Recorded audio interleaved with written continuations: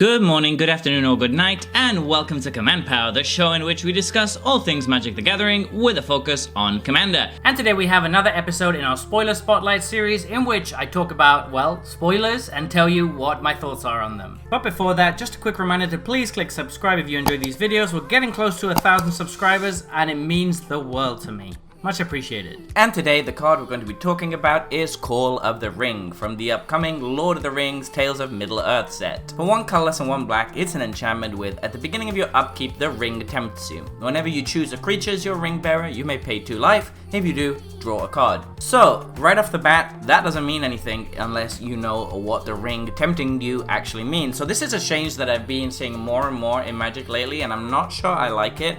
They keep adding stuff that isn't actually on the cards.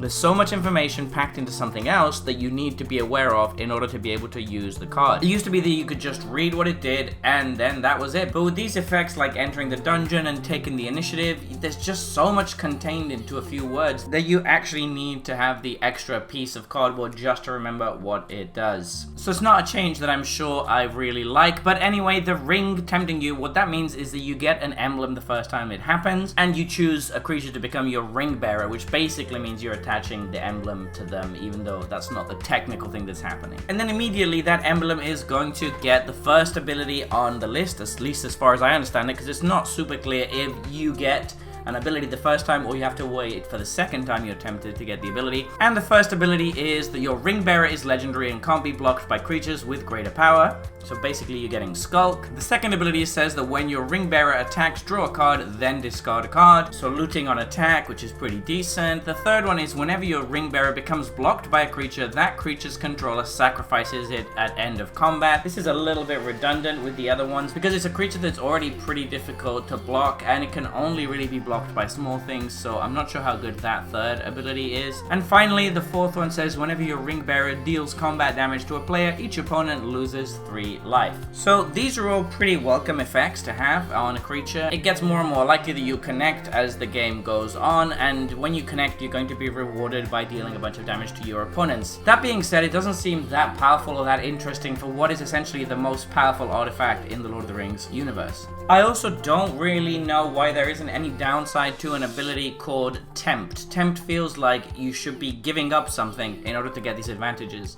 Maybe you should be dealing self-inflicted damage. Maybe you should be discarding cards. Something along those lines. Maybe each time it tempted you, you would also have a one-off downside so that it felt a little bit more flavorful. This just feels like all upside, which is kind of weird with how the ring is portrayed in The Lord of the Rings. In any case, how does it work with this card? The enchantment seems pretty good because you're getting tempted at the beginning of your upkeep. That means that it should be very easy to gain all 4 abilities pretty quickly. And then the cool thing is that it does give you some use for extra tempt triggers, which wouldn't normally do that much. With this, you can kind of keep moving the ring around, and every time you do, you just have to pay 2 life and you get to draw cards. So this is kind of a lot better than Phyrexian Arena if you can trigger this multiple times, although you are going to be losing quite a bit of life if you do it too much, so you probably want some way to gain some life back in order for this to be at its best. But it does make that Frodo that we saw previously spoiled seem quite a bit stronger, because now that we know how easy it is to tempt yourself, then it might be fairly easy if you just get to connect with this to just win the game, especially since the tempting itself grants the creature evasion.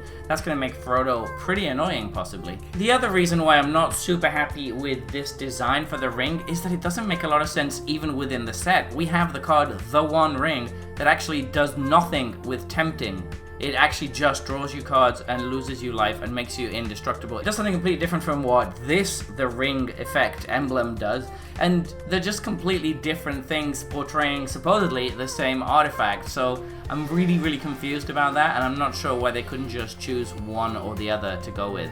If they wanted to do the emblem, then I don't think there should have been an artifact card called the One Ring, because it just doesn't make any sense. Anyway, those are my thoughts about this. I realize I've been a little bit more negative than usual, maybe, but it's just because I am pretty invested in the Lord of the Rings. I'm a huge fan, and I feel like some of these designs are a little bit odd, honestly. But I guess we'll have to wait and see how it all comes together. So there you have it. Those have been my thoughts on this new spoiler. What do you think about this card? Please let me know in the comment section below. I read all comments and respond to all of them too. And if you enjoyed this video, don't forget to click like or subscribe. It really helps the channel. And until next time, take care. Woo!